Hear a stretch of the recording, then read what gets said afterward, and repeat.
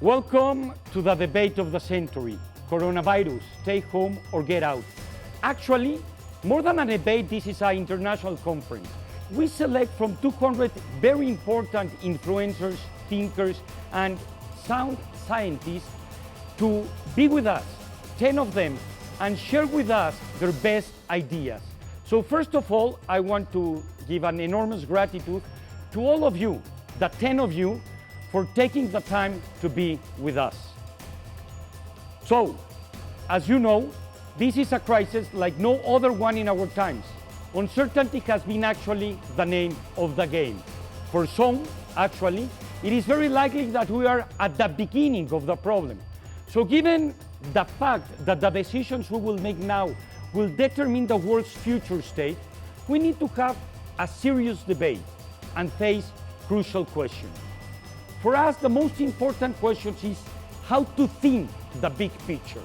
How could we prevent more deaths, present and future, and avoid a more economically devastating outcome?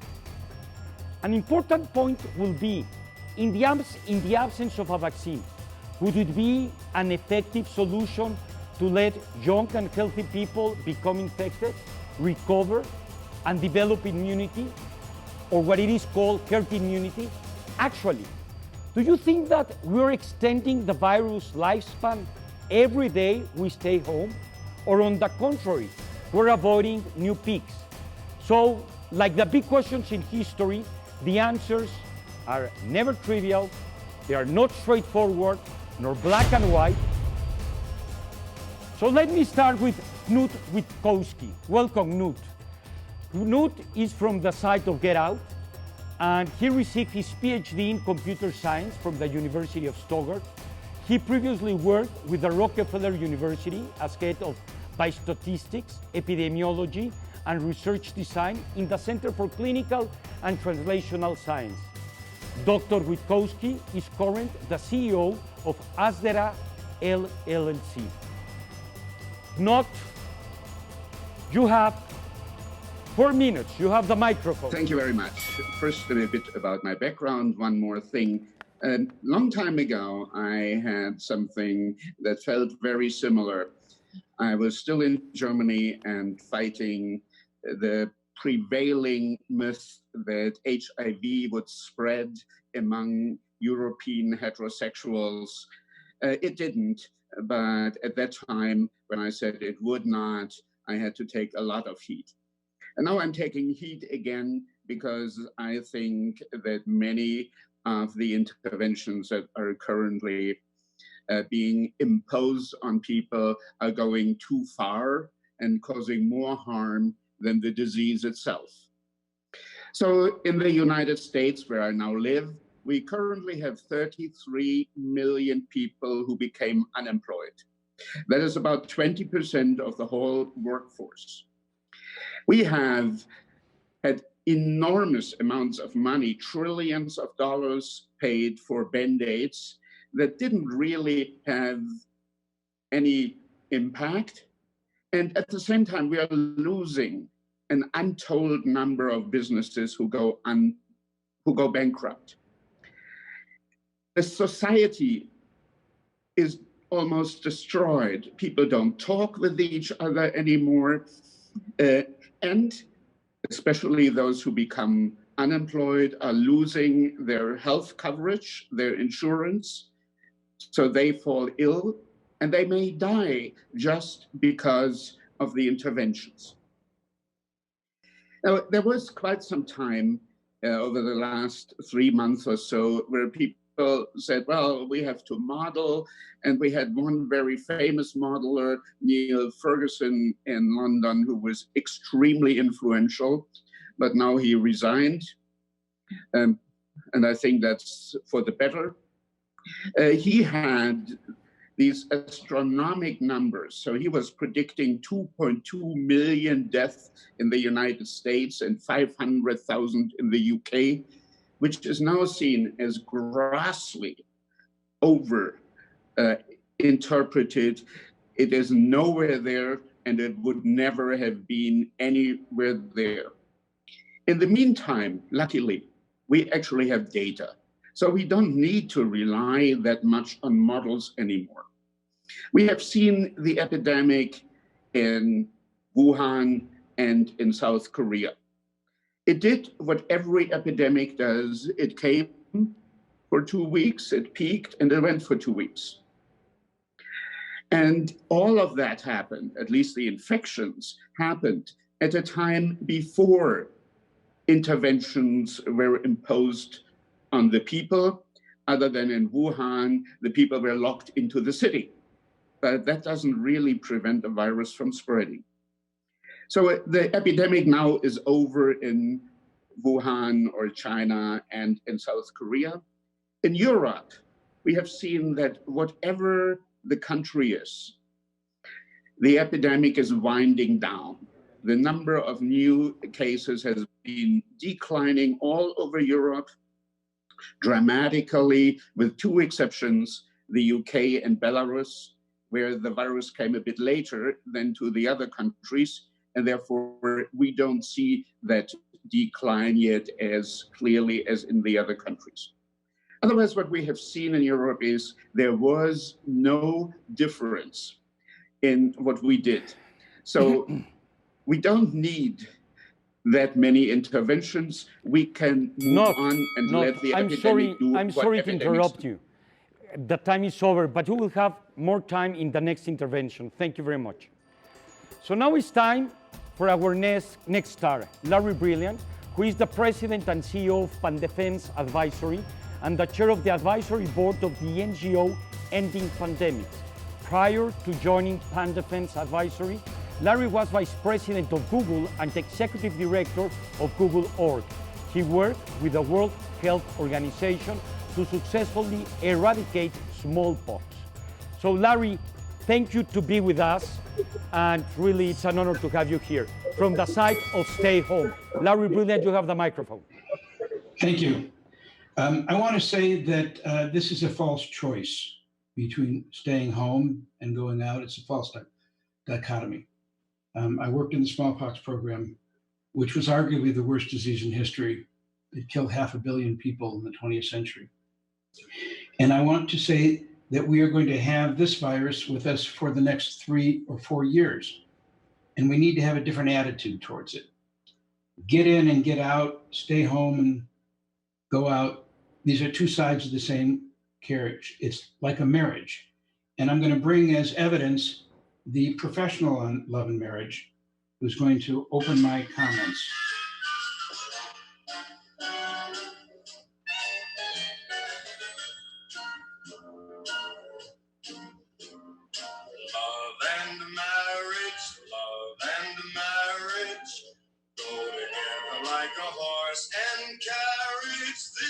I tell you, brother, you can't have one without the other. Love and marriage. It's an institute you can't disparage. Ask the local gentry, and they will say it's elementary. Try to separate them. It's an illusion. Try to. So why is it a false dichotomy and why is it like marriage? Love and marriage, they go together like a horse and carriage. This I tell you, brother, you can't have one without the other. Find and treat the sick. Test and trace the others. This you must do, brothers, so you can free the others. Quarantine the few, so you can free the others. This you must do, sisters, so you can free the misters, forgive me. Try to separate two systems, and you will only come to this conclusion: quarantine the few, so we can free the others. So we have failed in the first few weeks of this outbreak to do what epidemiology tells us we must do: find all the cases, trace all the contacts, quarantine those who are affected, treat those who are sick.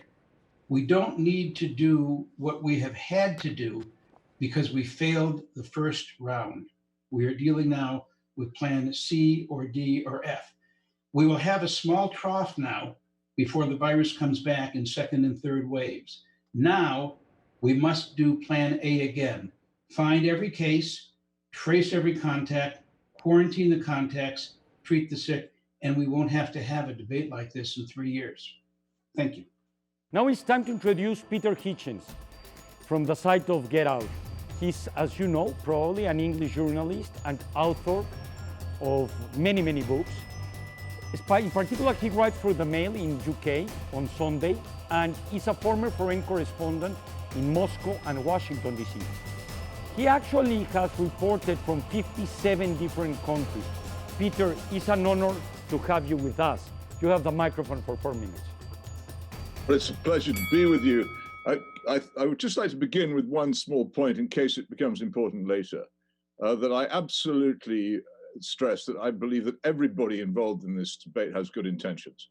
And I say this because in my own attempts to oppose the actions of my government, I've often been accused of callousness, of putting money before life, and all kinds of other unpleasant things, as if my motives were bad. I completely rebut this, but I also think that I'm not prepared to use such arguments against my opponents. We're all concerned for the health and lives of everybody. We all want to save lives and prevent suffering. My point is this, that the response of many governments, particularly in Western Europe, has been a gross disproportion. They have done things which are completely out of proportion to the thing which they face, and they have, as it happens, failed in important actions, particularly in my own country, which could have ameliorated things if they had been better organized. I think particularly of the failure to protect the old people in care homes in Britain, and also the failure to provide doctors and nurses with proper personal protection equipment early on. These are practical responsibilities of government, which governments often find hard to do. What they like is the grand gesture of confining everyone to their homes, the grand gesture of throttling the economy. And the problem with these gestures is not just that they are grand gestures, but there is absolutely no evidence that I have seen that they have been remotely effective.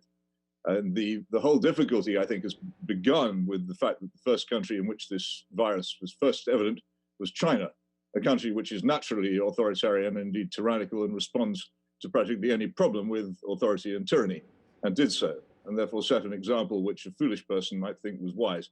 I don't think that it was at all sensible for free law-governed countries such as Britain or France or Italy to adopt the methods which they did. And as I say, I think when this thing is finally looked into by a proper independent inquiry, we will find that the measures taken over the past 2 months have largely been ineffectual. So that's my most fundamental point: a lack of proportion, a failure to put the actions in response to the epidemic in proportion to the epidemic itself, a failure to act practically, a tendency to act in an idealistic and utopian manner instead of in a measured and intelligent and rational one. And that will remain my point throughout this evening. I think it's one which all governments ought to learn from it. If they don't learn from it, if they continue to believe that this sort of rash and overpowering action, the shutting down of society, the economic disaster which it is causing and indeed worsening every day that it goes on, will continue until governments recognize that they've made a mistake in this disproportionate action. And we will not get out of it until that mistake is acknowledged, because as long as it is believed that this sort of action is effective, then all the other nuisances of people constantly compelled to keep distances from each other and have screens and wear muzzles will continue possibly for 2 or 3 years without any benefit to anybody, making us all miserable, slowing down our economic recovery, and preventing us from learning the lessons from what has happened. So now we will have a guest from Mexico, who today is the president of the University of Miami. He served as Ministry of Health of Mexico from 2000 to 2006. He also served as the Dean of the Harvard T.H. Chan School of Public Health. Julio has held two positions at the World Health Organization and Bill and Melinda Gates Foundations, among others. Julio, bienvenido. Gracias por estar con nosotros. Thank you, Andres. I'm going to start with a similar concept as my good friend Larry Brilliant, but I will not express it so melodically. The notion that there is a conflict between public health guidance and mitigating economic catastrophe is a false dilemma. In terms of this debate, the question is not whether to stay home or go out. The question is how, who, and when to go out. I really think we need a different mindset rather than a trade-off. Solving the public health threat and restoring economic growth should be seen as synergistic goals. Now, the fact of the matter is COVID-19 remains a very fluid situation. And the defining characteristic every time there's a novel pathogen is uncertainty. And uncertainty, even though we're learning more and more as the pandemic progresses, it still looms large. So we are learning more, we're developing better mechanisms to combat. And the fact of the matter is, because of the delays that have been stated, we have been forced to these extreme measures of a generalized lockdown.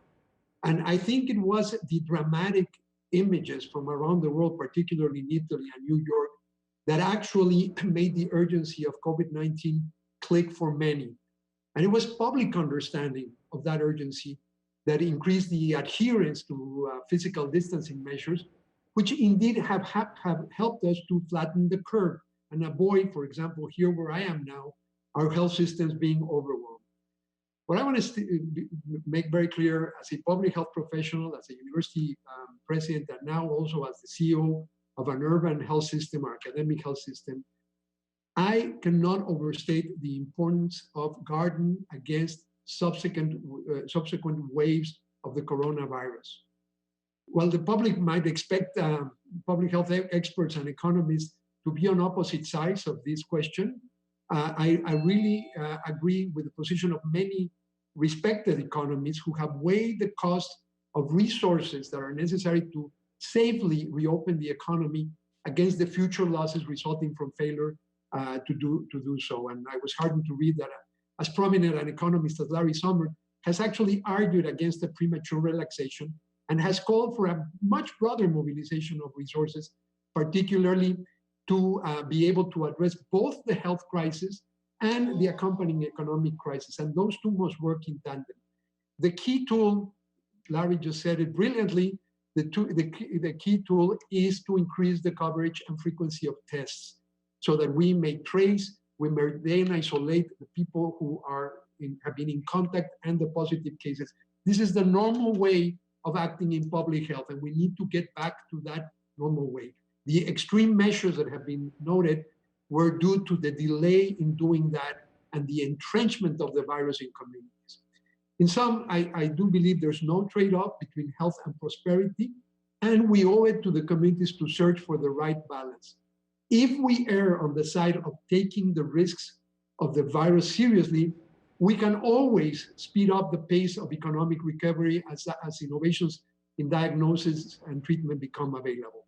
However, if we take the opposite approach and engage in a premature reopening that leads to a second surge of cases, the error will be irreversible.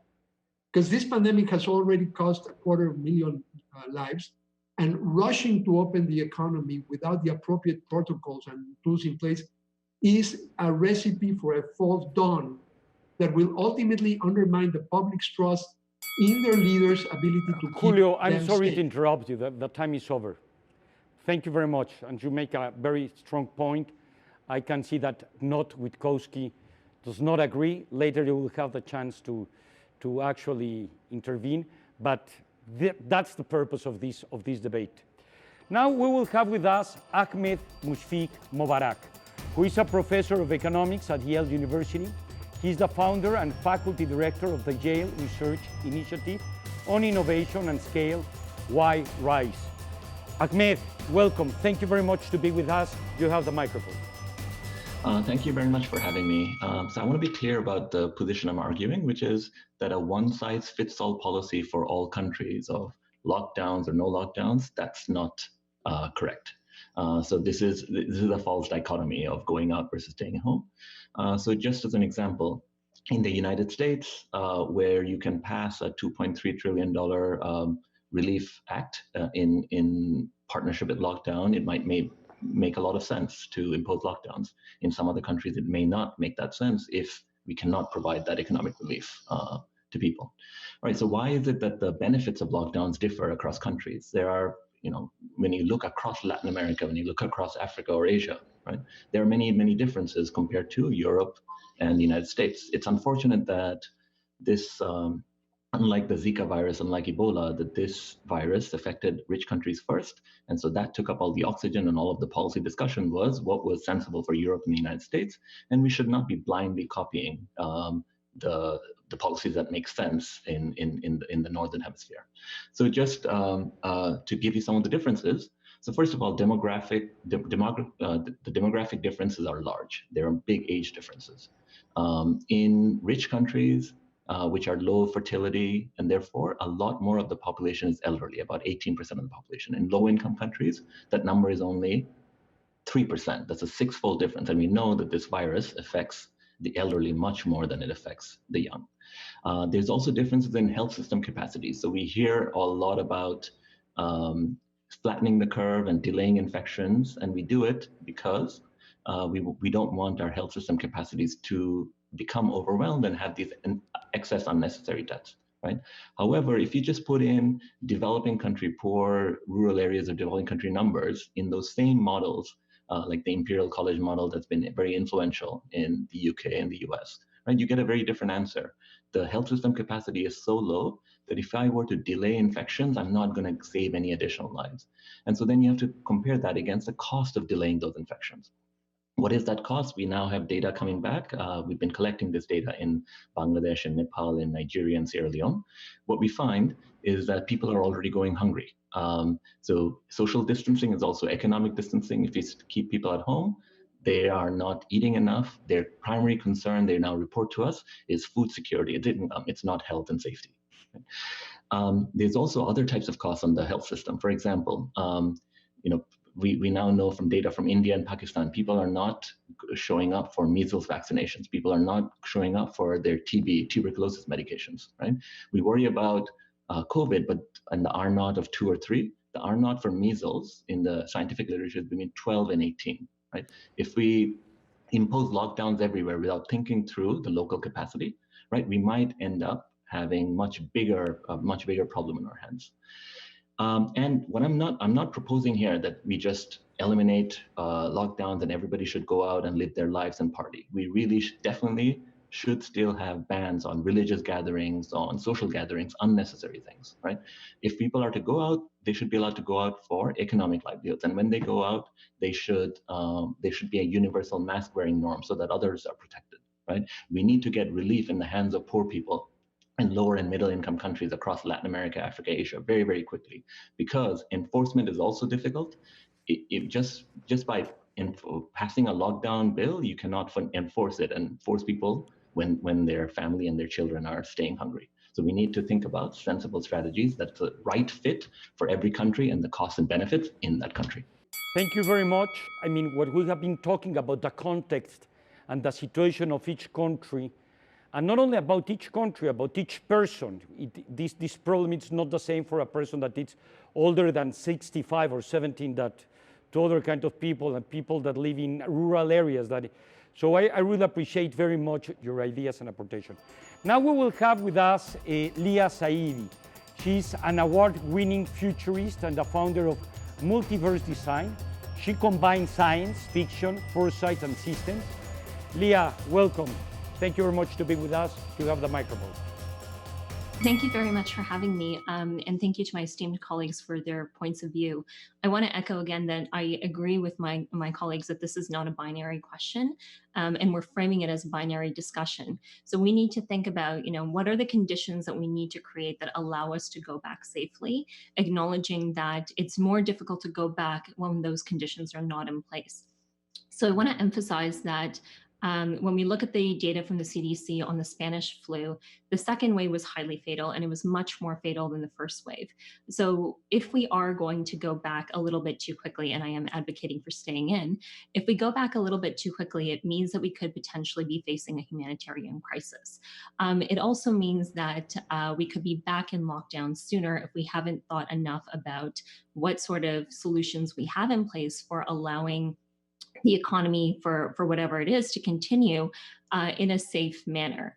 The other thing I think is really important to acknowledge is that we've mentioned before context. Some countries have universal health care and others don't. And having a discussion about whether we stay in or go out when there's access to a universal healthcare system is a very different argument. So we have to take that into consideration in these discussions that we're having as well.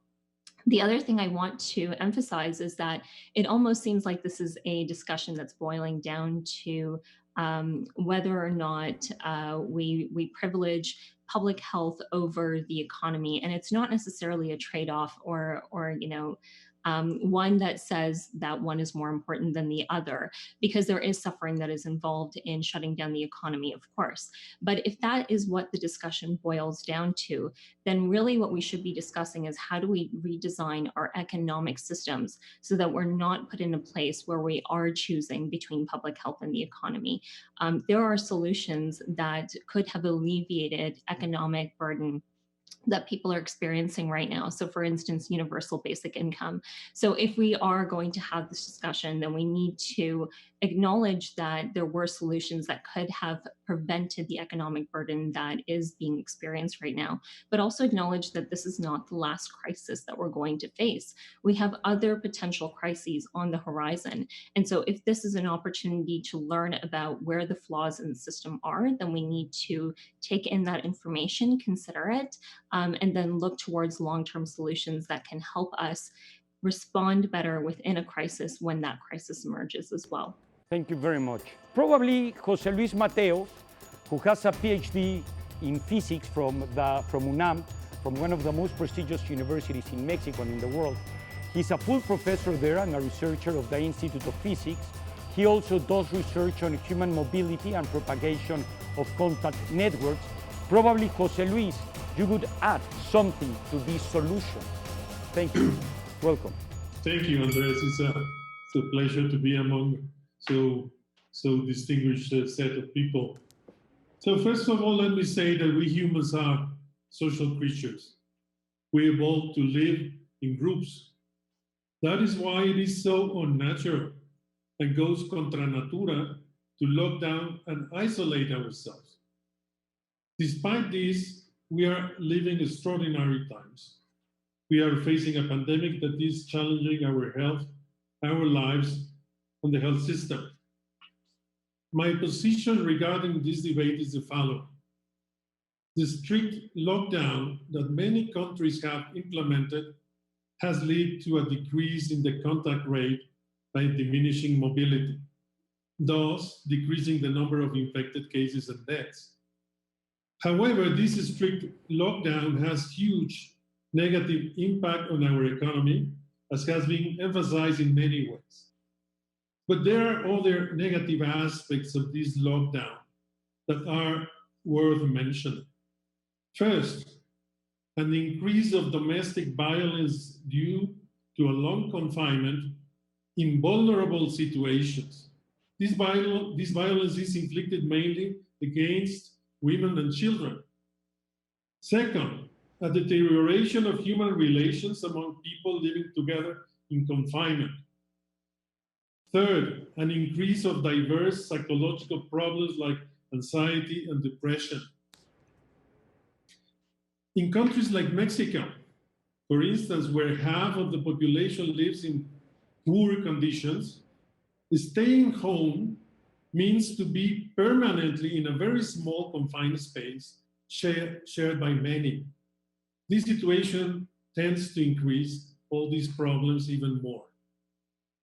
For all these reasons and many others, the lockdown is unsustainable for a long time. It is time to find strategies to end the strict lockdown as soon as possible and in a safe way. If not now, when? Now, how to get out of this? In a safe and gradual manner, taking care of ourselves and others using face masks, washing hands frequently, keeping social distance, and so forth. Opening up by sectors and age groups. But let me refer to some specific points. Implementing measures to contain via testing, contact tracing, and isolation, as has been mentioned before. One, testing is to identify infected people. Second, contact tracing to identify the contact network of infected people by analyzing their mobility patterns. How? For instance, through polls and now apps in mobile phones using Bluetooth, for instance. And third, isolation, to isolate the infected people and ask the contacts to test themselves and isolate voluntarily or not if the test went positive. The only way to win the battle against the virus is through immunity. How do we get immunity? One way is vaccines that we don't have yet. And the second one is immunity. It can be herd immunity or some other kind of immunity. There are many unknowns and uncertainties in a complex system like this. For instance, in the number of infected people, it is very likely that Mi querido José Luis, my friend, I'm sorry to interrupt you but the time is over. And I think at the end, you bring to the table a very important idea to debate, which is herd immunity. I hope that you have the chance to explore more deeply that, if it is really a fact and what are we doing correctly and what we are doing wrong. But thank you very much for your intervention, and you will have 2 more minutes and 30 seconds in the next round. So now with us, we will have Tomás Puello. Tomás Puello obtained his MBA from Stanford. He's the Vice President of Growth for an online learning platform named Course Hero. He has written several essays about COVID-19, which have been read by over 60 million people. Tomás, it's an honor to have you with us. Welcome. Thank you. Countries have 3 options that they can follow. 1, do nothing. 2, flatten the curve. And 3, the hammer in the dents. So let's explore these 3 options. The first one, do nothing. If you don't do anything, around 2/3 of your population are going to get infected. For a country like Mexico, that's say around 100 million people. Out of those, 15% will need to go to the hospital. That's around 15 million people. If 15 million people go to the hospital system collapses. If it collapses, many of them die, not only from COVID, but also from other illnesses. You end up having 1, 2, 3 millions of people dying. Not only that, but you also have conditions for the rest of their life. In some cases, we believe, we don't know today, but it looks like your lungs, your heart, your brain, your kidney, your blood are going to be affected. So all of that is going to happen. But on top of that, the economic impact is going to be dramatic because of 2 reasons. 1, if you have 100 million people sick and many of them dying, the entire supply chain of critical industries is going to be deeply affected. And not only that, but now you have everybody who doesn't want to go out because they might catch the virus and they might infect their grandma, or they might infect their partner who has diabetes. So for months and months and months, while this lasts, the economy is going to be affected. The second option is to flatten the curve, which is basically the same one, except that you take a very, very long time because you don't want to have a spike in cases. You want to flatten the curve and have the healthcare capacity never being overridden. In that situation, you have fewer deaths, probably something between 0.5 to 1% of people. Let's say 0.8%. In a country like Mexico, that's still 800,000 people, which is more than died last year. And you still have the same economic impact because you have the same people who are sick, except that this lasts for months and months and months. So you have the depression in the economy lasting for months and months and months because people don't want to go out. So these are the first two options. And the third one is the hammer and the dance. The hammer and the dance is you have a massive increase in cases. You're not prepared to deal with it. And so you apply the hammer, very hard measures to reduce the caseload, to give breathing room to the economy, giving breathing room to the healthcare system. Meanwhile, to figure out what works to control the virus without heavy economic measures. And that is what you do in the dance. But for that, you need to be prepared. What are these measures? We know them. Testing, contact tracing, isolations, quarantines, masks, public hygiene, public education, and physical distancing. With these measures and maybe a couple more, you can control the virus without heavy lockdown measures. And because now people are free after the hammer, the economy is not going to be dramatically impacted for months, just weeks. We know this works because many countries have already done it. The dance works because Hong Kong, Vietnam, Taiwan, South Korea have proven it works. China now is now dancing and it works. And we know the hammer works because you have also countries like Australia, New Zealand, Italy, France, Spain, Finland, Sweden, Iceland, Ireland, Austria, Slovakia, Slovenia, and many more who have been able to crush this curve and now are ready to dance. So you have these three options, and they don't all work the same for every country. As Professor Mubarak said, Peru, India might not have the same situation. But for the countries who can hammer and can dance, the best option for the health and the economy is the hammer and the dance. Wow, thank you very much, Tomás. Now it's time for my friend Isabel Benke. She's from Chile. She obtained her PhD from Oxford University. She's a behavioral and evolutionary scientist who does research on social complex systems. Isabel works with the Social and Evolutionary Neuroscience Research Group at University of Oxford and is a visiting scholar at New York University. Isabel, bienvenida. Thank you to be with us. Hello, Andres, and thank you. It's a real honor to be here with such distinguished company. I'm supposed to be arguing for the get out option, and I will be arguing for that. I want us to get out of the frame of thinking that there is either a get out or stay home right option. As Larry and others have said, this is a false choice. And I will argue why. And I will also present what's the alternative, or the right framework for thinking about this. I would like us to think in terms of living systems. When you think in terms of living systems, complex adaptive systems, you realize that although there are finite variables such as energy can be thought as caloric energy or financial energy in terms of economies, and there's also active trade-offs, for example, between energy and time. Organisms want, for the most part, to live. We want to live. I think that what the response of the pandemic so far has shown is that we pretty much like to live, and we're prepared to go quite far to do so. And when you look at how nature allocates resources, these are flexible trade-offs and flexible allocations. So an organism with limited energy will allocate it to grow, to repair itself, and to reproduce according to its context.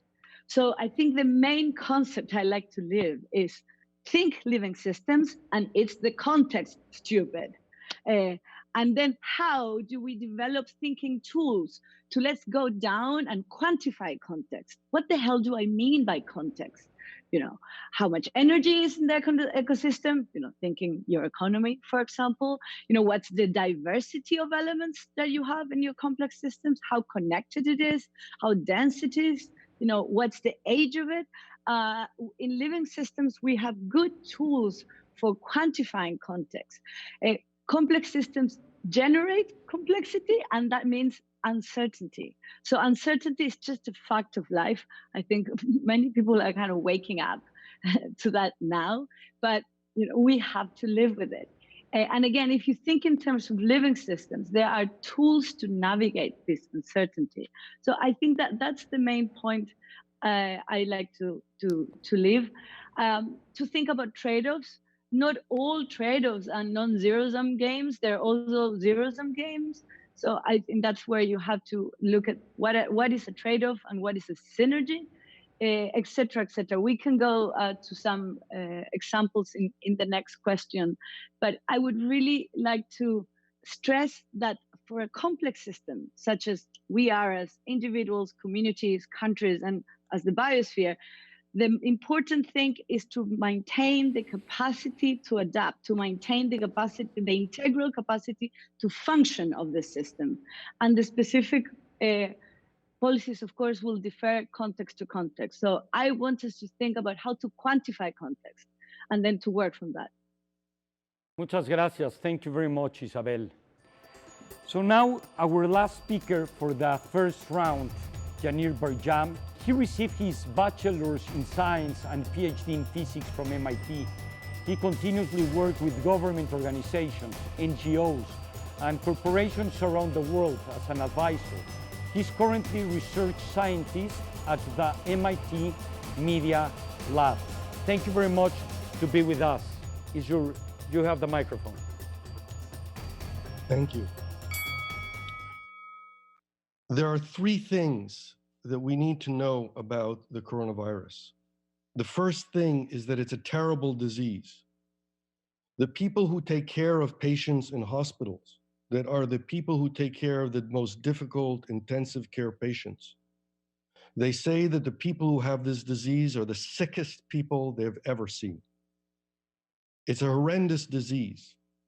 And everybody who tells you that it may be somewhat like the flu has never seen patients in this disease. And those people who tell you that it's not so terrible, that not so many, you have to talk to the doctors. 20% of cases end up in the hospital, and 5% of them die. And all of the numbers that people are concocting are based upon models and assumptions that don't have basis in the reality that we're facing. The second thing that you need to know is that this disease is fast. It multiplies by 10-fold every week if you don't take extreme measures. And there's no magic. Every time you don't do something, it will multiply by 10-fold the number of cases. So if you have 10, it will be 100, and then 1,000, and then 10,000. And if you wait, it will show up, it will multiply by 10 every week. The third thing that you need to know is that we can stop it. And the way to stop it is to prevent transmission. And we know this because we understand the transmission, and we know this because it has been done, and it has been done successfully in multiple countries, not just China, but South Korea and Greece and Jordan and Lebanon and other countries in the world where action has taken. And if anyone wants to question the data, let them compare Greece and Spain and look directly at the timing of their actions. And Greece acted 2 weeks earlier than Spain, and they had 100-fold less cases. So please go look at the data and see what's happening. And the thing to understand is that once we stop the disease, we can do so within weeks. And the reason we can do so in weeks is direct, because it takes 2 weeks of an incubation period to know who's sick. And the only people that they will infect, if we are locked down, are the people that are living with them. And then once we know who they are, we can isolate them. It takes 2 more weeks, during which cases number decline rapidly. And then it may take us another week to wrap things up. So about 4 or 5, maybe 6 weeks, and we're done. So the most important thing to understand is that if we decide to stay in, and not just to stay in sort of halfway, but to do things all the way and to take care of people so that they don't have to isolate at home and infect their families, or in nursing homes and infect and create lots of cases, then we will be done with this disease in 5 to 6 weeks. And this has been done in New Zealand, in Australia, in Greece, in Jordan, in other places. If you look at the interventions, the interventions are very directly related to the number of cases. So what do we have to do? The answer is we can get rid of this disease. We don't have to stay locked down for a long time. It's only a few weeks. And those who are in business and those who worry about people in isolation, it's only a few weeks. It's hard, but we can do it. And if we do it, we will be done. So please take into consideration the danger, the speed, and the fact that we can finish with it. And let's stop it. Well, so far we finished the first round. As we can see, there are a lot of coincidence about if there is really a trade-off or if there is not. Where we have seen some differences is the strategy to get out from here. Probably the difference of timing, 3 to 5 weeks, like for example, January just mentioned, or 3 to 5 years. Larry talked about that we're just at the beginning of the problem. And the perspective of timing is pretty different. What Jose Luis mentioned about herd immunity, probably we haven't talked very much about it. Of course, everybody have shared the idea that context is relevant and that you shouldn't apply the same problems to different areas or people, actually. So, in a way, we have a second round to mention what we haven't strongly elaborated. There are some disagreements, I can bet, between Not and Larry. This is the moment to talk about crimes against logic. So now is the second round. Nut, we will start with you. You have 2 minutes and 30 seconds. You have the microphone. Okay. One thing that I would like to mention is we are talking about very different diseases here. We are talking about smallpox or Ebola or HIV. These are diseases where you have no natural immunity, and those who get ill die but don't develop immunity. This is a flu disease, but I don't mean to say... Not a flu disease. Just let him end. Can you just let him finish and then you will have your opportunity. A lot. It is a flu disease. It spreads like a flu. It has many characteristics of a flu, but it's a bad one. And I agree with you that it's a bad one. It kills old people at a higher rate than many other respiratory diseases do. Other respiratory diseases, like the 1918 flu, killed younger people at a higher rate than this was. Every of these diseases has other characteristics, and what we do with the disease has to reflect what the characteristics of the disease are. So the question was the second wave. We have now seen in many countries that we already have 25% of people immune. And if we get to that herd immunity level that we will soon achieve, we don't really have to be afraid of a second wave. So the question is what we need to do. And what we should have done is still what we should do now. We should let the schools and the economy be open so that herd immunity can develop. And at the same time, we have to isolate and protect those who are at high risk. And in this disease, it's the elderly. So we have to make sure that the nursing homes, for instance, are really isolated. We have to lock in the people working there and throw the key away. So we have to make sure that those who are at the highest risk are being protected. And otherwise, we have to make sure that this disease is spreading as fast as it can among those who have few or no phenotype, so that herd immunity develops. And that, in the end, will protect also those who are at the highest risk of Thank you very much, Not. Thank you very much. January, it's your term. Please, 2 minutes and 30 seconds. So I think the most important thing that I think people don't understand is the idea of normal. People before this disease thought that the normal that they had was not going to be changed. We had the ability to stop this disease before it came, but people didn't act. We could have prevented it from coming to any of the countries that have it now, because we could have just stopped it in China by preventing travel at that time. But people said, no, that's too expensive. We can't stop it, it's too expensive. Well, who today, maybe some crazy people, would not go back and change that decision? The decision not to stop it before it got to everywhere else. Why not? I asked that question because in January, at the end of January, I said, let's stop it. We don't need to let it come to us. The horse was already out of the barn. Everyone thought that it was the normal that we had couldn't be disrupted. And the normal that we have is disrupted, But now people think that this is normal. And they don't understand that in a few weeks, just a few weeks, we don't have to have it anymore. And we can go back to the world that we had before this disease and go back to the normal that we had then. And all we have to do is to realize that we can do it. It's in our power. It's our decision. The actions that we take matter, and we can overcome this disease and be done with it. And anybody who thinks that we should make people sick should please do it themselves.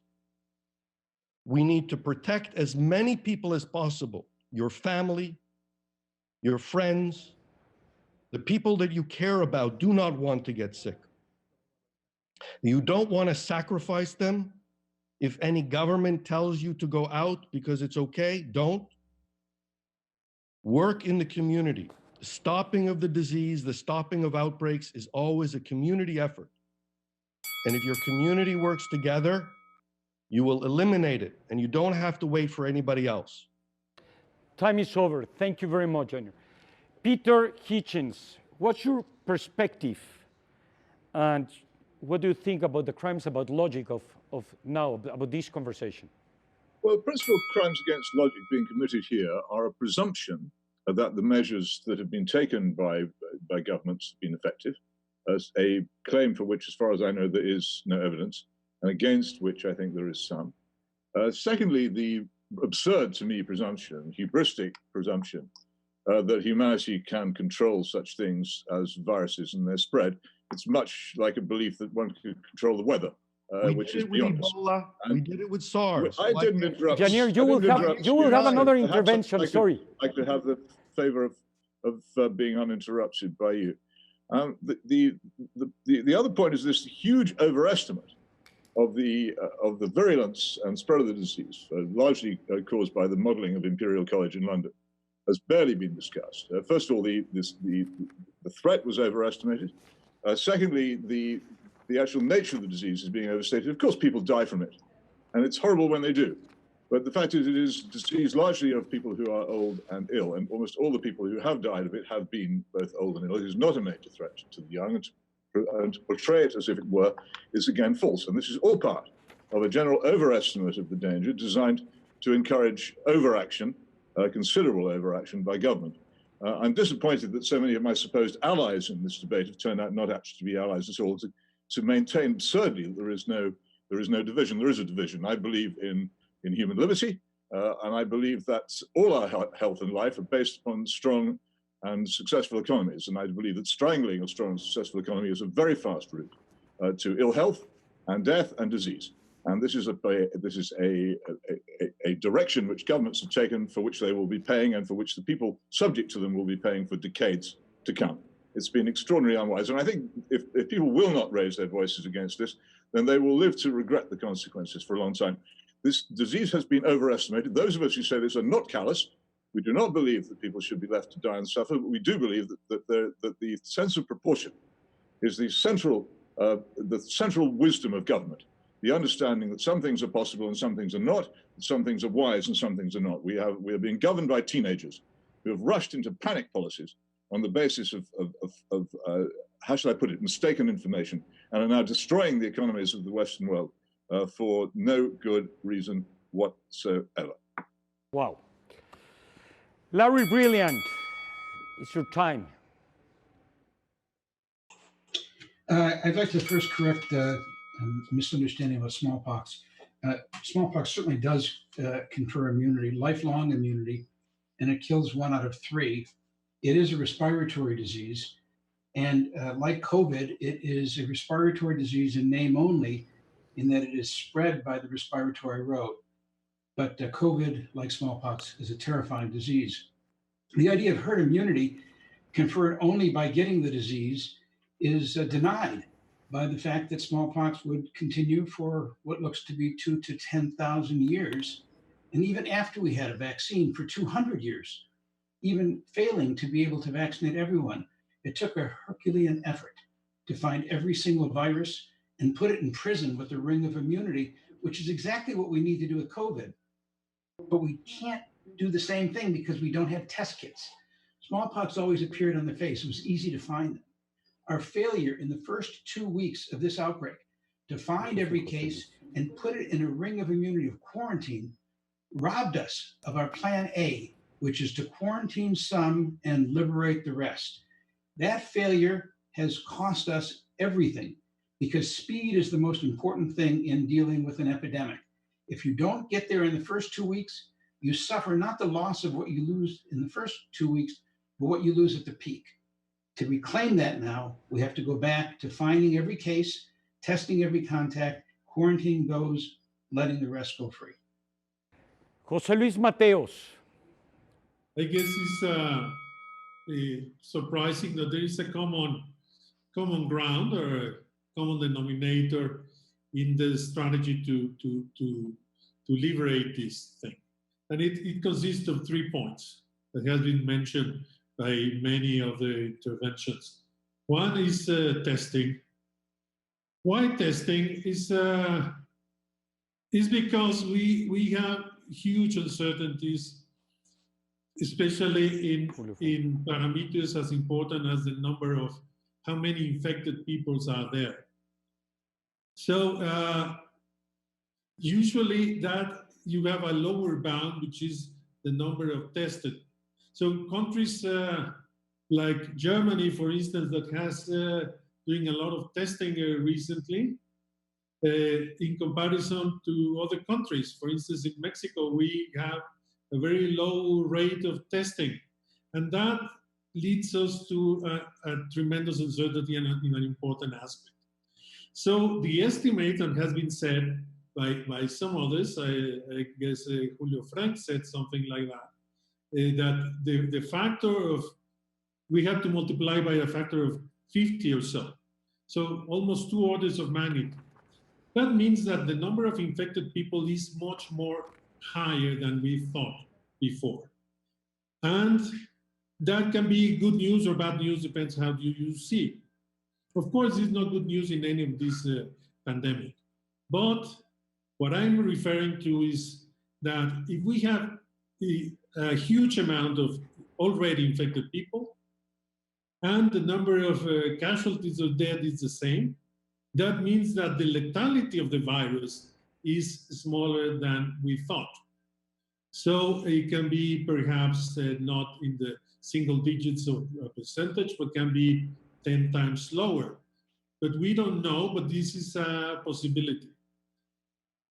The other thing is that coming back to the common ground, how to really go out, is the testing has to clarify these uncertainties. The other aspect is contact tracing. Contact tracing has to do with human mobility. This is a very strong problem to contain, but has been contained surprisingly to myself. When you see mega cities with millions of people. José Luis, perdón, your time is over, but thank you very much. Now, it's the time of Julio Frank. Julio, please. Share with us your opinion. Let me say one thing clearly. The problem we're in, including the economic issues, do not result from an overreaction of governments. They came out by an underreaction of governments.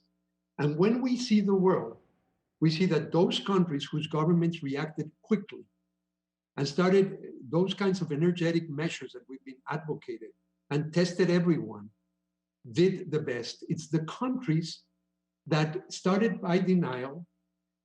Interestingly, many of those countries are led by populist leaders, which tend to have the characteristic of ignoring the advice of experts and not investing in science. And it was the countries that minimized, that delayed, and those are the countries that then had to introduce the very draconian measures because they lost the precious time that Larry has been talking about so that we could have done the traditional public health response. So as we look around the world, you see it, it's Russia, it's Turkey, it's Italy, it's your own, not strictly populist, but approaching some characteristics in Great Britain, it's Mexico, it's Brazil, it's here the United States, countries where the leaders decided not to listen to the experts, lost precious time, and then could not implement the choice intervention. So it's the underreaction. The other thing I want to make sure is this is not a natural occurrence. Zoonosis happen because of the way we interact with nature. And it's unforgivable that more than 10 years after SARS, the countries where this has emerged did very little to avoid, for example, those crowded markets. Everything we knew, everything we know in the public health community that should be done before pandemics has not been done. I'm hoping this one, it's been such a big loss to the economy that now we will implement the permanent measures that allow from those zoonoses not to jump the species barrier. Last thing I want to say, the idea of herd immunity, in addition to what Larry said, that came out in the context of vaccination, the idea that you don't need to vaccinate everyone. The idea that you can have a controlled fire has not been proven, and it could be done and tested at a huge, huge cost. Also, it's not like flipping a switch. You will have an overreach, and that could cost many, many additional lives.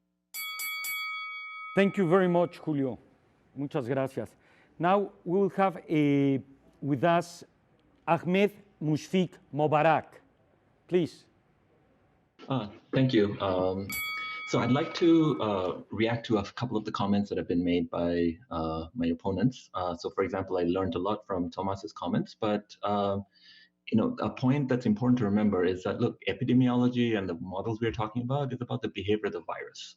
Now, what we do need to add to these models in order to get better predictions and design better policies is we really also need to think about the behavior of humans, right? So you need to add economics to these models, you have to add behavior to these models. Only then can we design policies appropriately. And similarly, another point I want to make here is that, look, most of the speakers, strangely, even though we are talking to a Latin American audience, we're talking about countries that have huge disparities in income, huge inequality, and even within countries, lots of inequality. There are poor people and rich people, right?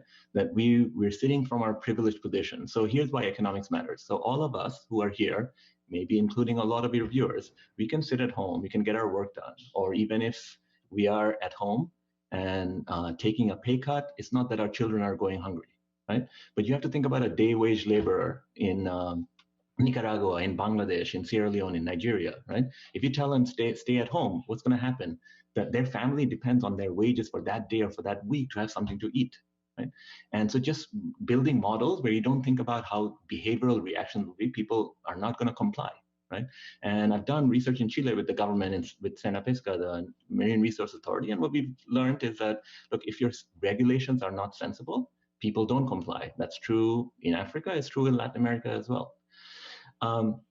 And so again, let's not just talk about lockdown versus everybody going out. That's not the point. The point is that given any country's enforcement capacity, their ability to make citizens comply and adhere to lockdown guidelines, that must be sensible, given their healthcare capacity, given the economic stresses that the country is under, you need to have policies that's the best fit. Right, and those economic stresses are really important. This is not just like Yanir saying, go out and get disease. It's because of we're sitting in this privileged position and saying, and we can say no, we all have to sit back home.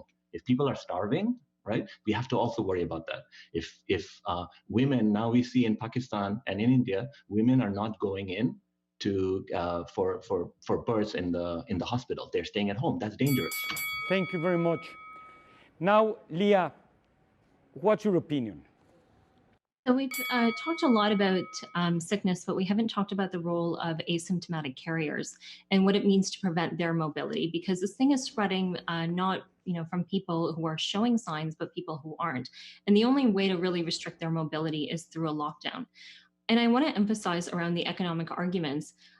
Who are we kidding in terms of the suffering that's being caused right now? This suffering was already happening before COVID-19. The economy is being exacerbated. The problems that were already there in place are being exacerbated right now. So who was the economy serving before? Because there were plenty of people that the system left behind. There were plenty of people that were living paycheck to paycheck, barely able to make it. And so, are we really talking about the problems that are existing within the lockdown? This is one context, but those problems were there before. And so the question, we should be asking is, who is the economy serving? Who are we serving by going back? Do we need to rethink our relationship with the economy and nature altogether? Because the economy should ultimately be designed to serve people. And right now, it's not serving people. It's not serving everyone equally. The other argument that I want to bring forward is that from a systems approach, what we're experiencing right now in terms of COVID-19 is a revolt. It's a fast-acting event that's ripping through our systems. It's causing a release period, which is a state where everything breaks down. And a lot of the strategies that we're talking about, particularly around the economy, is a conservation strategy. It's attempts to keep the system as it was, a system that was not functioning for the many as it is. And so the only way to go through this is to redesign and rethink the systems that are being exacerbated right now, fix those flaws within the system so they can handle crisis, that they can handle what is going on, and allow them to transform into something new. Preserving the old systems the way they were isn't going to serve people. It isn't going to stop suffering in the long term. It's not going to allow us to deal with future pandemics. It's not going to allow us to deal with future problems like climate change. And so we have to go to a deeper level of the issue to adequately address it and to be able to move forward effectively. Thank you very much. Isabel, it's your time. Thank you. Thank you, Andres.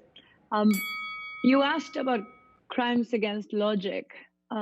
So as I already said, I think the main crime against logic is to think A versus B when we should be thinking about living systems. So now let me bring that down to one specific example. We've been talking about health and life, and I agree totally with Peter Hitchens. I think everybody here was like, yeah, we want health and life, and we are for health and life.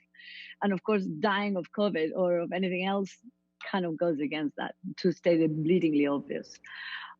But thinking about health and life occurs in a larger context, not only in terms of the present, but also the future. I like us to think how the complex system we live in interacts with definitions of health and life in 1 month, in 1 year, 5 and 10 years and beyond. We have a strong body of literature that shows correlations between poverty and suffering and death and disease in many ways. So how far are we willing to go in terms of increasing poverty, and how will that increase human suffering in the short, medium, and long term? There are some practical implications, I think, that have to do with distinguishing richer economies from poorer economies. For example, I'm here in Chile, in Latin America. And when you think of the economy here, it's not just like an abstract like Dow Jones number, but actually I'm trying to think about the real economy, kind of the trophic chain. In ecosystems, you have the trophic chain of energy exchanges, right? So that's how I see the economy. It's a trophic chain of energy exchanges. That's the real economy.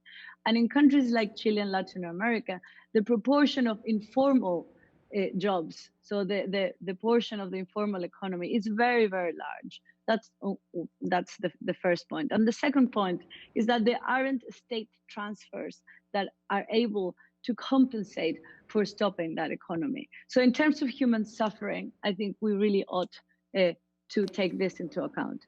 And the other point in terms of like thinking as a complex system has to do with human behavior. Humans are primates. We're social primates, and we evolved in groups, and we evolved by developing trust and strong bonds that happen in the face-to-face contact. Many people are still able to have contact, but I think the lack of that has important mental health we also have to think about. Thank you very much, Isabel. Gracias. Tomás, please. It's your turn. Thank you. I think there are, in the other side, there are two different arguments that are being made. One of them is you can have a hammer in the dance, but you shouldn't. And the other one is you cannot always have a hammer in the dance. And I agree with the second point, especially with what Mr. Mubarak said, and I would be happy to work with you. I'm also talking with some countries to figure out what works with countries that cannot do the hammer and the dance. What I wanted to address is also the people who say that you can but shouldn't. And here are a few data points that I think might be relevant. I think you can see my screen. This is the case fatality rate of the flu against the coronavirus. Case fatality rate. And if you want, we can talk about the infection fatality rate later. Case fatality rate for the flu, it's around 0.13%. And for the coronavirus, so far, it's between 2 and 2.5%, which is what we're seeing in countries like Taiwan or South Korea, who have been fighting this for a long time. 2 and 2.5%. That's 15 to 20 times worse than the flu. And that is without taking into account other factors, such as unrecorded deaths, which are putting the deaths on coronavirus between 2 and 3 times higher than this, or collateral damage, which is what I mentioned before, people who cannot access the healthcare system if it's collapsed, or chronic conditions that like the ones that we're seeing with scarred lungs or blood that's being affected. Immunity, we're talking about immunity. Let's get immunity. We don't know. We don't know if you get immunity for 1 or 2 years, which is what you get for flu type of viruses.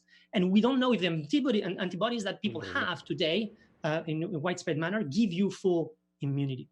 This is the graph that shows this world of supposedly immunity, herd immunity. You can see here the deaths in New York through history, and all these spikes are these illnesses which supposedly have been around for thousands of years, so you should have herd immunity. But the death explodes years in which there's outbreaks.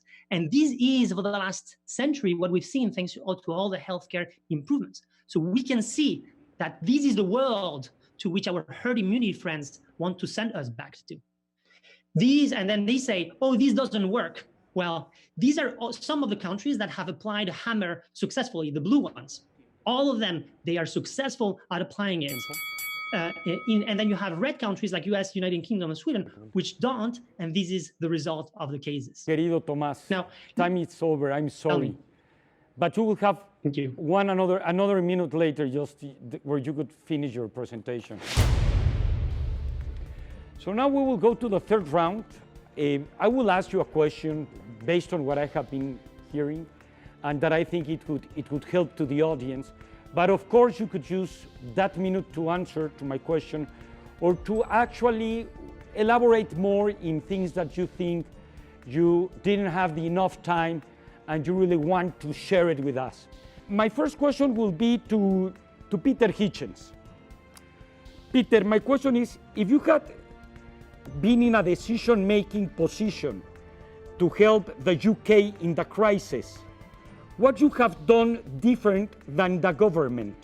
What would be now your recommendation for this and the next stages? You have been a very important critical person in your government, and when you start this conversation, actually you mentioned something very important, that your intention has always been a good one, and that your knowledge have been to put on the service of the common good. So please share it with us. You have 1 minute. Well, very simply, I would have followed the course taken by the Swedish government and not panicked on the advice of the Imperial College.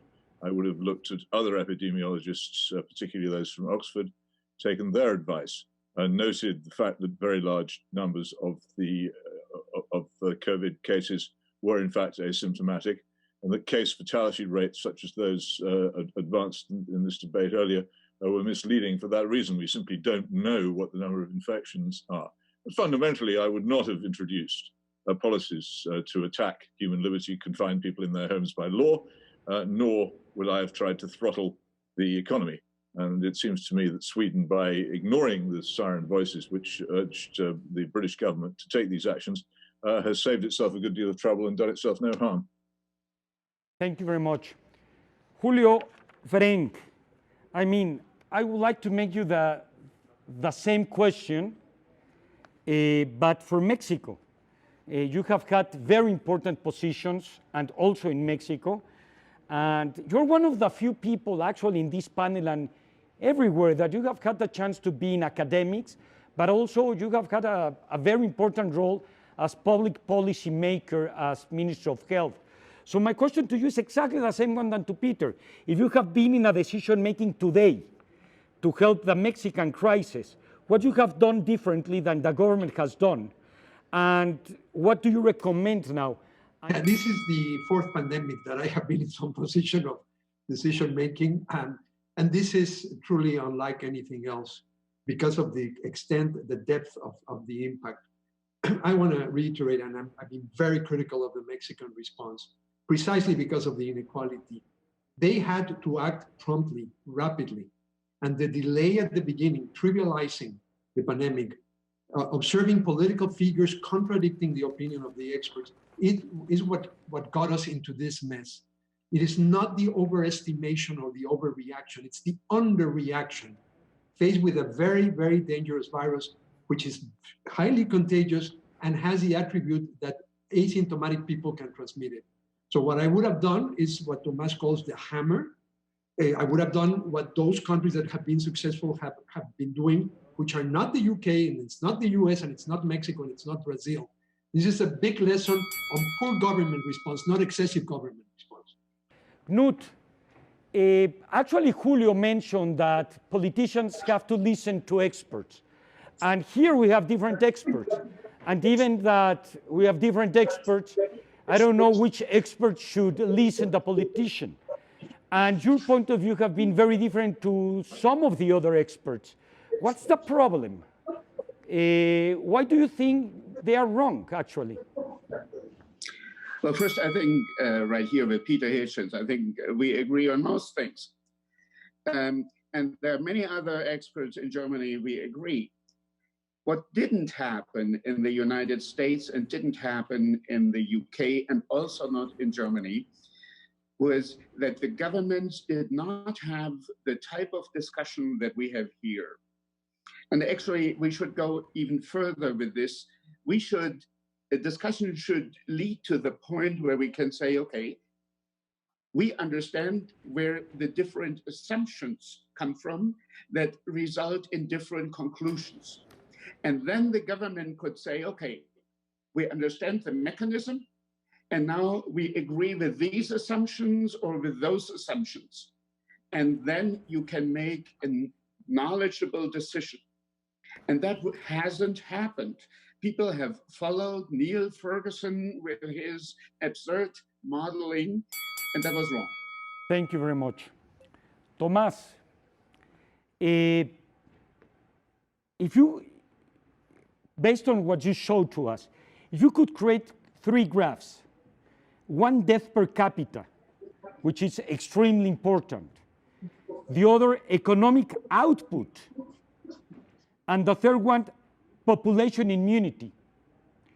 Who has done, because you have an international and competitive benchmarking in your work, taking the 3 together, for your perspective, who has done a better and the worst job so far, and why?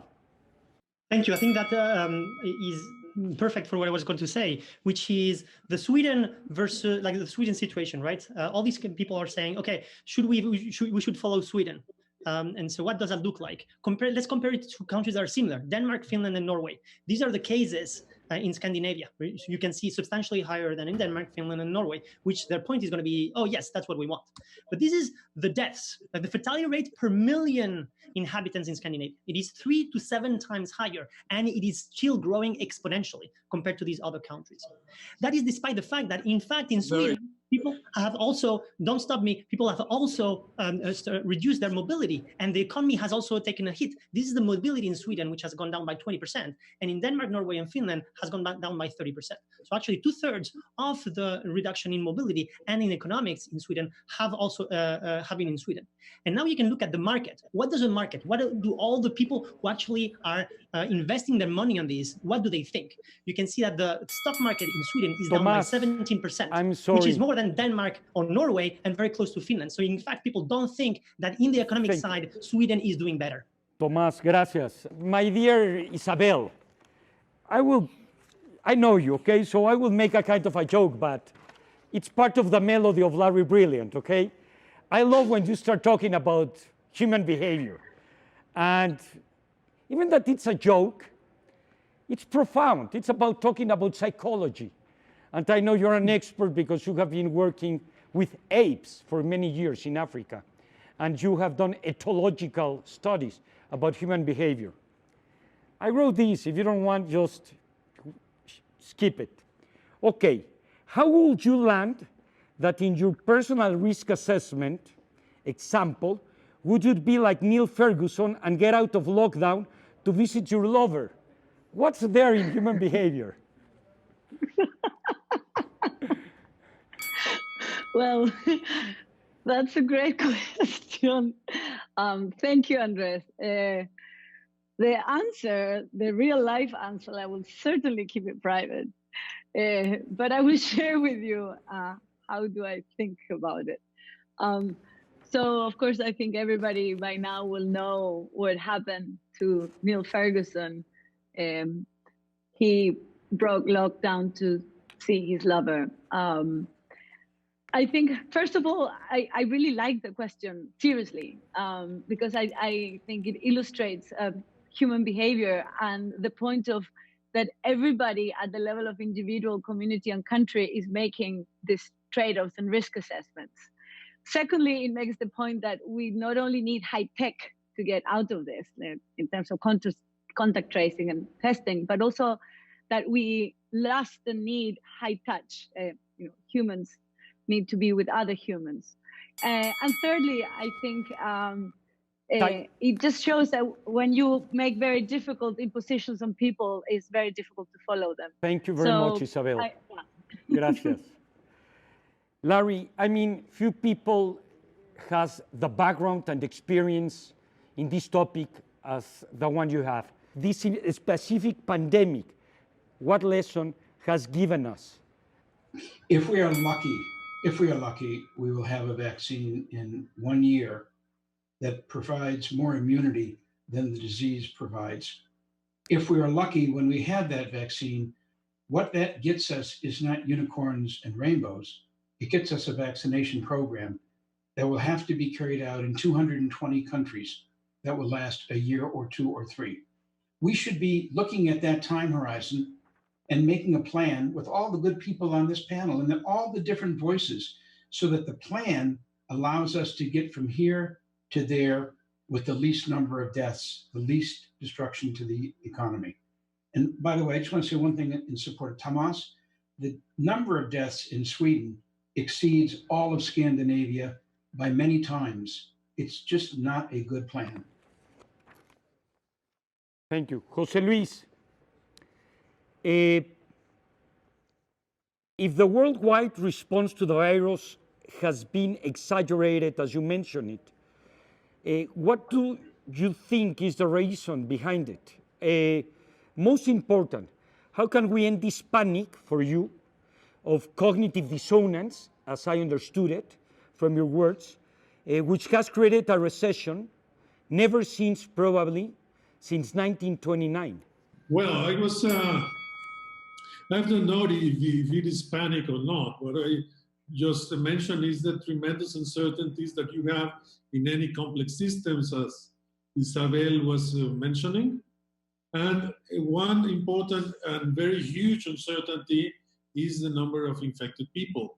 Is recognized already by policymakers and for the public at large. And that the number of infected people can be much larger than is reported because there is not enough testing.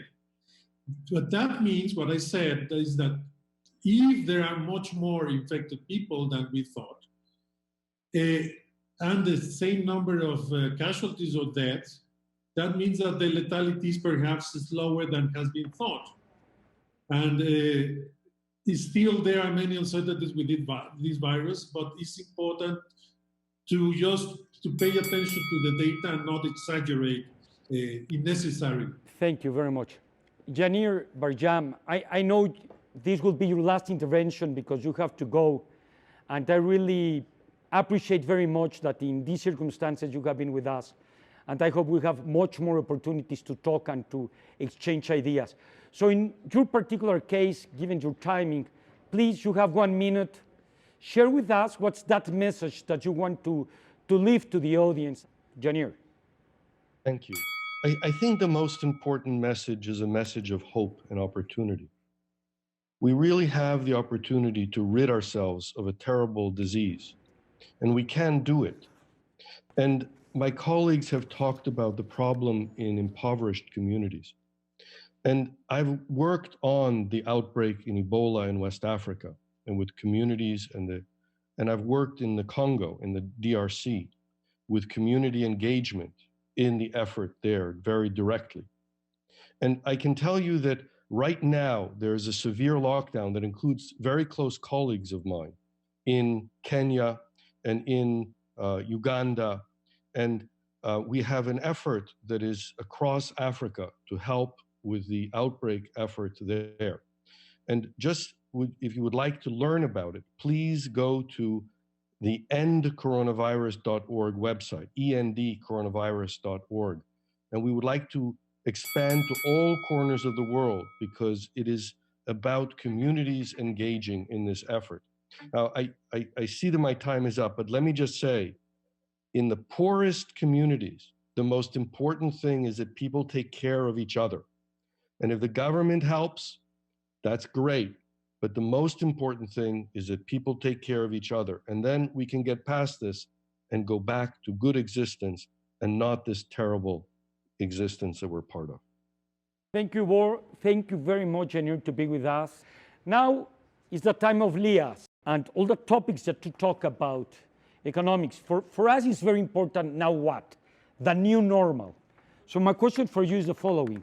The current disruption will change how we eat, work, shop, exercise, manage our health, socialize, and spend our free time at an unprecedented rate of change. The question for you is, immediately today, in this systematical problem, what to do now? Right, so one of the things that I get asked is, what do we do on a personal level? So in a personal level, it includes taking responsibility. It's understanding how your actions are impacting others. It's understanding how you're behaving within your community. One of the things that I'm doing is I'm reevaluating what within my life is aligned with the kind of future that I want to see and what isn't, and thinking about how I can systematically take steps towards aligning with the future state that I want. So I am advocating for a reorganization of the economy, of rethinking what is next. I'm advocating for thinking about our dollars as votes, as economic votes within a broader system, and what we put our money towards, whether we put it towards our neighbors and helping support local communities and efforts, or if we're putting it towards mega corporations, that makes a difference. And so if we want to see widespread change, we have to start acting the way that is aligned with that change. Thank you very much. And the last question for Ahmed Mushfiq Mobarak. Do you think that we're extending the virus lifespan every day we stay home? Is this happening universally because of the immunity issue, or does that depend on the context of each country? Thank you for the question. On the public health aspect of the question, I don't have expertise and therefore I will not comment on that. But I do want to point out here that the different country contexts do matter in a lot of ways. So it is a little strange that we just had a conversation that is for Latin American countries, and we mostly talked about Sweden and UK and rich countries. And this is not the way to learn. You know, I don't need stories. I mean, I'm working with the government of Bangladesh, and I don't need stories from Germany and South Korea and what clever strategies they're using. I need more stories from Sierra Leone, who handled the Ebola crisis, and what type of strategies they're using. So I have this website up. If you are interested in working on low middle income countries, I'd really appreciate connecting. And the same strategies don't work because you know, we have, so for example, the amount of testing that's being done in Germany, you take the best African country, South Africa, they're doing only 1/10 of the testing. And everywhere else, the other 53 countries are doing even less than that. So we cannot just simply adopt strategies that are coming from rich places. Thank you very, very much. Now it's the last round. You will have 1 minute to actually reinforce your perspective. But most of all, think that what you will talk now is what will be remembered. And Larry, we will begin with you. You have 1 minute. Thank you very much, Larry. Some of the greatest successes in public health, if not the greatest successes in medicine, have been the eradication of smallpox, the near eradication of polio, and the conquest of guinea worm. They all have one thing in common. They took all of us. They took people of every religion, whether Muslim, Christian, Jewish, Hindu, Buddhist. They took people of all colors. They took people from every country working together in concert against the disease that they were trying to fight against. Right now, I believe we are on the verge of anarchy in the way that we are dealing with this virus. If we have anarchy, the virus wins. If we have global cooperation, we win.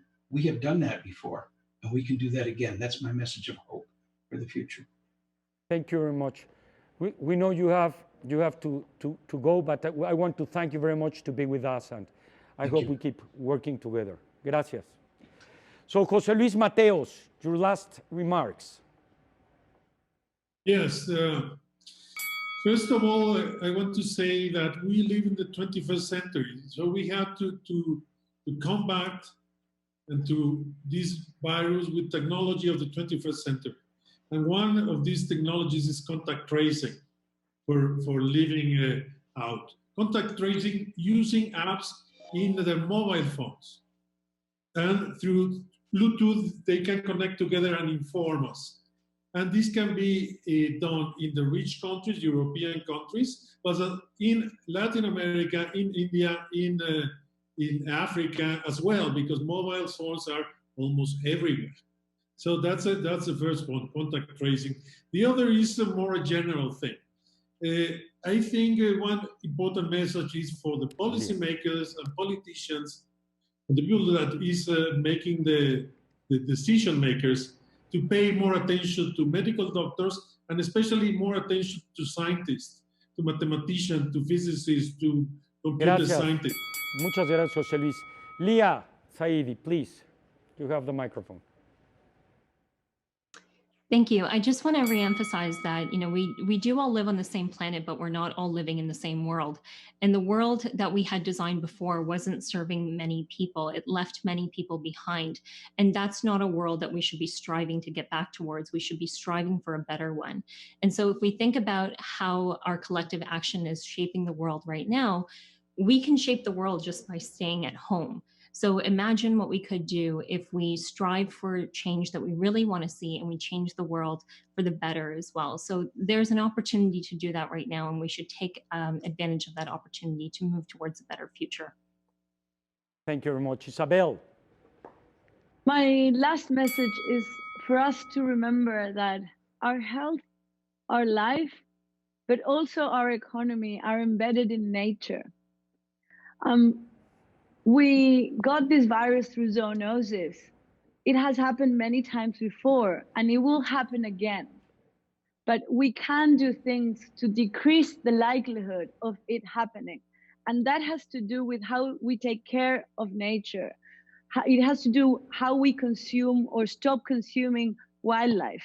So as we reconstruct the world and our economies, I'd please like us to remember the part that we are embedded in nature. Thank you. Thank you very much. Ahmed Mushfiq Mubarak, please, your last words. Yes, let me just close by saying this is not just a public health crisis, this is also an economics crisis. And that's even more true in poorer economies. And so, we shouldn't take too narrow a view about, just a disease. We also have to think about all of the unintended consequences of the disease and the policy responses to it, right? So just as a simple example, these countries in the global south now have to figure out how do we get relief payments in the hands of people, right? We need to get that done quickly, regardless of whether you want to stay home or go out, right? We actually need to help poor people by sending relief payments. And that's a difficult task. In the US, they can look at last year's tax records and they can just send relief payments. In Bangladesh, we don't have that system. In many Latin American countries, we don't have an easy system to target people. That's an important aspect of the problem to work on. And that's what we need some innovation to, not just the disease aspect, not just the public health aspect. Thank you very much. Tomás, por favor. As I mentioned before, I think there's really two positions in the open up. It is the we can do it, but we don't want to, and the ones that we can't. Right? And so on the ones that say we can do it, but we don't want to have a lockdown, I think this is lazy because they say, oh, I want my freedom. I want to be able to do what I want. And I also think that it is ignorant and reckless because you might have millions of people dying and then so what? You don't know what the immunity is actually going to be. So what? You don't know what the long-term consequences are going to be in chronic conditions. So what? You don't know what the actual economic impact is going to be. So what? And in the other side, I think we have the people who are trying to intelligently understand the data and what needs to be done in each one of the situations. And I think the hammer and the dance makes a lot of sense for many, many countries. But as Professor Mubarak and Mateos are saying, you need to be intelligent in how you apply these measures, and they will not all work the same for every country. Gracias. Knut Witkowski, please, your final comments. Okay. Two things. First is, I think fear or emotions are important in driving us. But emotions shouldn't drive the decisions that we make. The decisions that we make should be driven by science. And that requires a lot of knowledge and a lot of experience. And that is unfortunately lacking. The other thing is how to make decisions in a democracy depends on people being active in the process. If people are stepping away and allowing the politicians to take over, they shouldn't be surprised if their democratic rights are gone. And right now, for instance, we have the concept of getting a corona visa that tracks all our movements. And I think that is something that would be another overreach and that we should prevent. Thank you very much, Not. Querido Julio, your last comments. Well, I think we owe it to the victims of this very painful experience to learn from it so that we may build a better world going forward.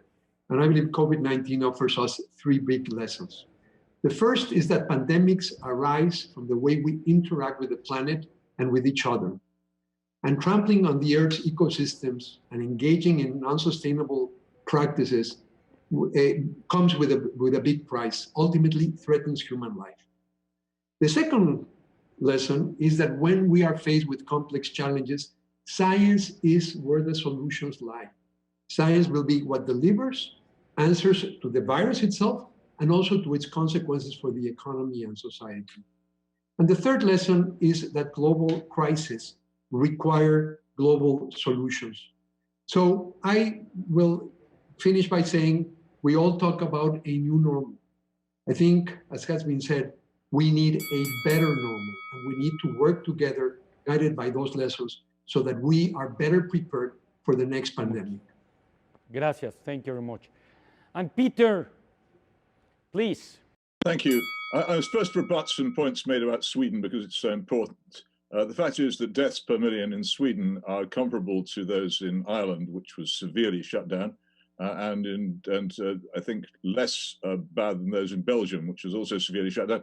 It is ludicrous to make these narrow focus comparisons. If you look at the if you look at the progress of the virus throughout the world, particularly if you take into account such countries as Japan and Taiwan and South Korea, you will find that it's in the absence of severe shutdowns. There is no evidence whatsoever that these shutdowns have actually led to any benefit.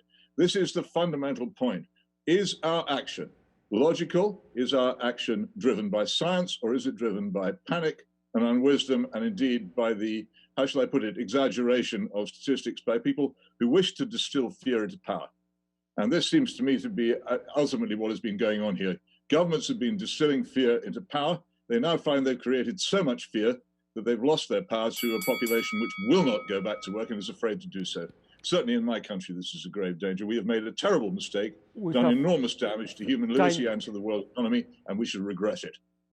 Tomás, Peter, and Knut, I know you want to say something. If you allowed me, you could have 15 seconds, Tomás, then Peter, and then Knut. And we have to go to the comments of the... I just want that you have the chance to answer. Tomás, very quickly, and then Peter.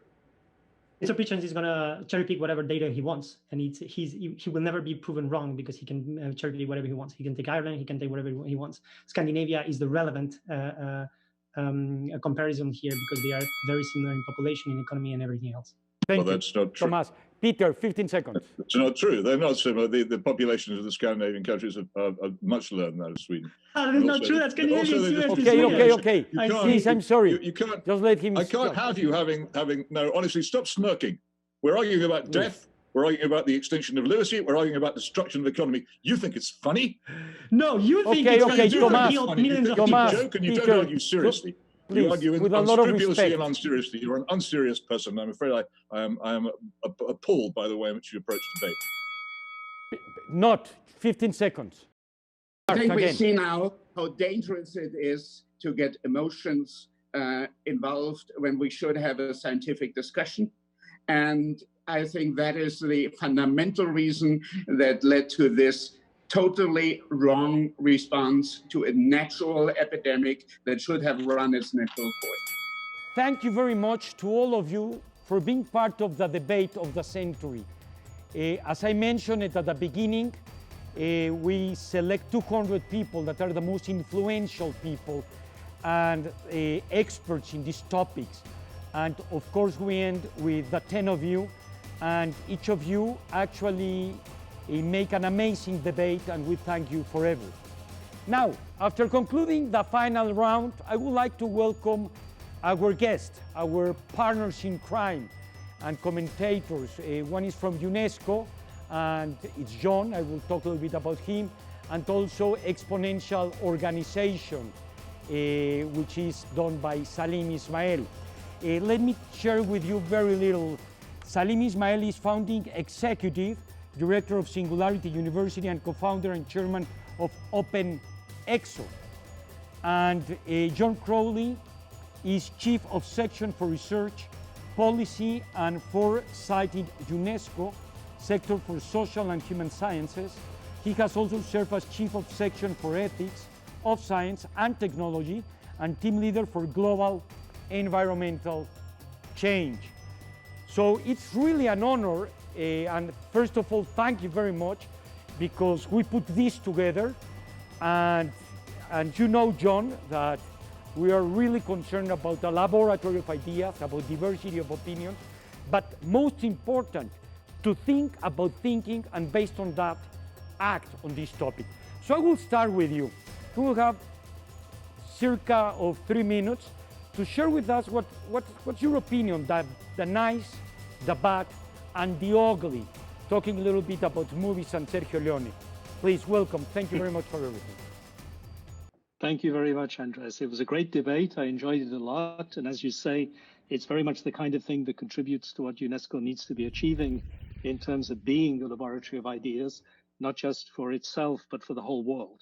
In terms of what was good about this debate, what struck me is that despite the disagreements, there was real agreement on what the debate was about, meaning sensible trade-offs based on context and based on evidence. And there was basically universal agreement that we should be finding those sensible trade-offs.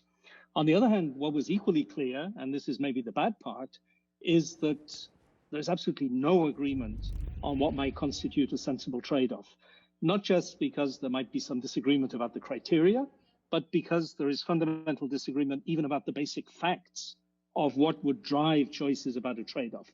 And that's a bit worrying. And it's worrying partly, of course, because people bring different perspectives, different contexts, different ideologies to the discussion, but also because this is a very strange kind of crisis. It's a slow motion emergency, which means that emergency response is unfolding over a time that's sufficiently long that you can think about it as you're doing it. And that's very unusual. Normally in an emergency, you apply pre-existing procedures as best you can, and you have no time to think about anything. And then you analyze it and draw lessons once it's finished. Here, we're already thinking about the lessons to be drawn as it's going on. And that is both very difficult to discuss properly. It creates the kinds of disagreements that we saw in this debate. But at the same time, it's an extraordinary opportunity to develop new ideas, new approaches to policy learning. And I find that extremely exciting. But of course, to do that, we need approaches, methodologies, concepts, metrics, whatever you want to call them, that we don't currently have, as the debate has shown. And to close, what's ugly?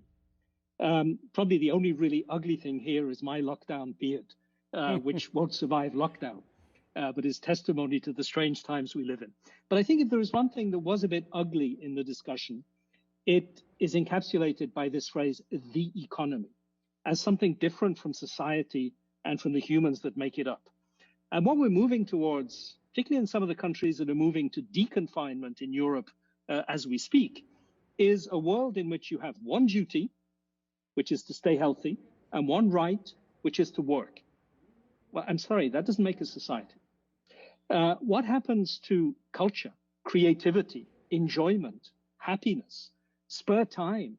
What happens to being human in the context of a crisis, which might be less of a crisis in the future, but will not go away quickly anytime soon? And a number of speakers referred to this in different ways. And I think it's really important to keep that in mind. We cannot be satisfied with an approach to this pandemic that is just about staying healthy and working. Thank you very, very much, John. My friend Salim, it's your turn. Thank you, Andres. So first of all, thank you for putting this together. I think this is probably the most important conversation in the world today, is how do we respond as a global community? Let me go through what I thought, and John, I thought your comments were absolutely to the point. We're missing some major gaps around what do we do with culture, creativity, and so on. It's fundamental to the discussion around this. For me, there were some very fabulous points. I thought there was some great discussions from Larry and Julio about what should have been done.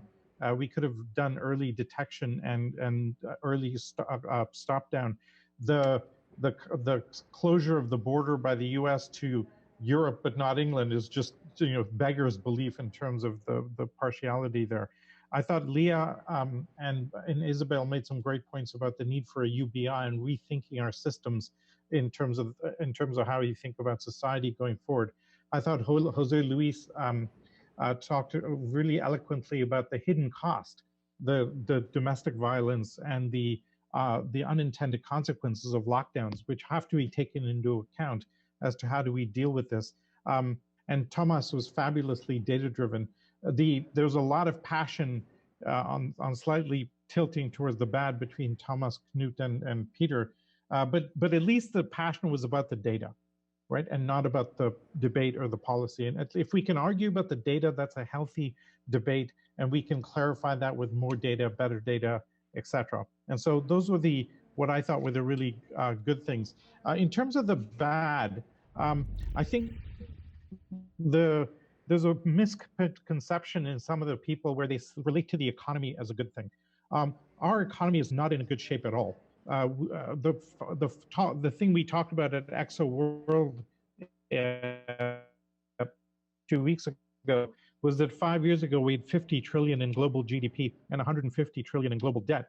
Roll forward 5 years, we were projected to have 85 trillion in GDP, but we're now 300 trillion in debt. So we're actually exponentially growing debt to incrementally grow GDP. We have a very extractionary capitalist system that's not taking account the whole cost of the ecosystem, and therefore that is not survivable. And so I really want to kind of push back against the idea that the economy is good. It is not good under many, many standards, inequality being the smallest piece of this.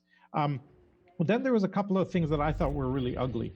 One was, you know, on the side of the folks about get out and so on, one misses the point. I didn't hear anywhere in the debate that 1 out of 7, 15% need to be hospitalized, right? So if a large part of the population gets it, there's unbelievable complications that come from hospitalization, putting tubes down yourself, there's other systems in your body that get affected.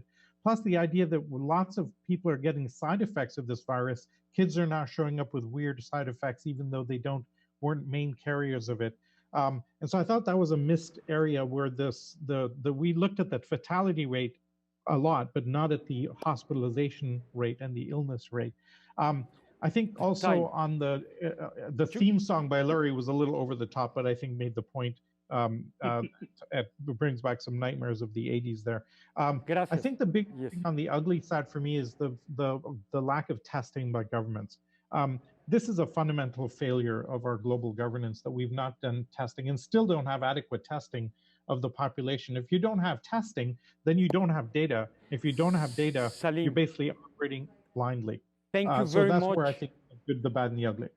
Thank you very much. Thank you very much for trust in this project, for being our partners. And of course, this is the beginning of a series of debates.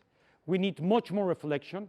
And of course, this is a problem, probably one of the few times in the world that all the world, everybody, is even not even the Olympics or the World Cup or the Second World War.